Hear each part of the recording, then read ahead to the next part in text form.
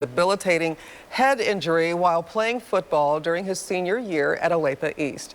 Doctors initially gave him a 7% chance of survival, but ever since that life-changing event in 2014, the former football star continues overcoming the odds, and his artistic ability and message of love has shaped his purpose now. Joining us is James McGinnis this midday, along with his dad, Patrick, and also Robin Abramowitz from the Brain Injury Association of Greater Kansas and Kansas City. Thank you all for coming. I think I got it all right. Welcome to all three of you. So how are you doing? That's what people want to know. I'm doing wonderful. I'm having the time of my life, and ever since my injury, I've really became an artist.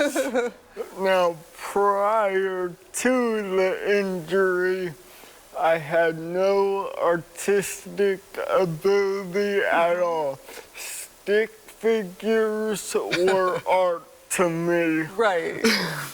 Now you're doing some pretty amazing artwork. We're going to see some of that in just a moment. First, we need to get a little backstory with how this all happened and what transpired from that life-changing moment. I mean, I wouldn't wish this on anyone, but it was the third quarter, and went in for a routine tackle and collapsed with what's called an acute subdural hematoma, and they gave him less than a 7% chance of survival. Fortunately, you know, as James likes to say, that the paramedics, the first responders, the doctors were all God's hands that night. Got him to the hospital and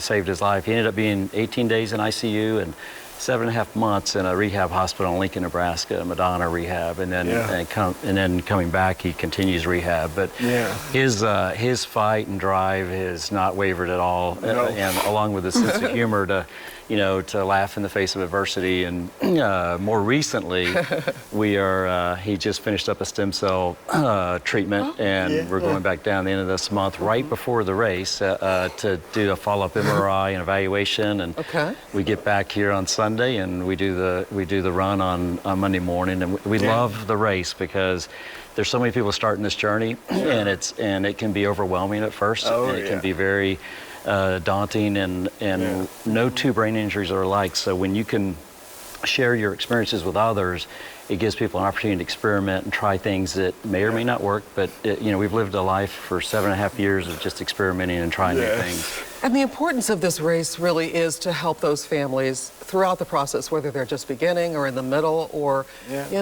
like James here, kind of rounding some corners and making some milestones. Absolutely. This is the 35th year of the run, and it really is about raising awareness and letting people know that they're not alone. Like Pat said, no brain injury is the same, but people often feel lost in the beginning, and so having other people, knowing that you're not alone, makes a huge difference. You had so much support. What do you want to say to all those people who have been rooting for you? They're still there. They're still in your corner. They still reach out. To all my supporters, I just want to say, hey, keep reaching out, guys and girls. I love all of you, and I just love it when I'll get a random message from someone I technically don't know, but they know me, and they're like, hey, saw you on the news today. And whenever a person does that, I'll reach back out to them and say, great. This is one of your recent artworks. It's actually, is this what's on the design of the t-shirt this year? So you designed this year's t-shirt. This is the design for the race, and I'm really excited. This is beautiful. So from no art at all to being a designer now for t-shirts, I'm pretty impressed, and we're really happy that you're doing well.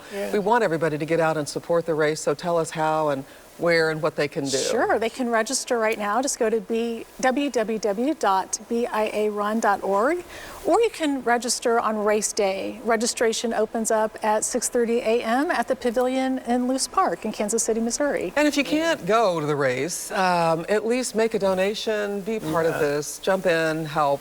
It helps so many people, and thank you so much for sharing your story. I feel like you wanted to say one more thing. I do, because I say we, so there's a 5K and a 10K, but there's also a walk, and we like to do the walk because a lot of survivors are on that.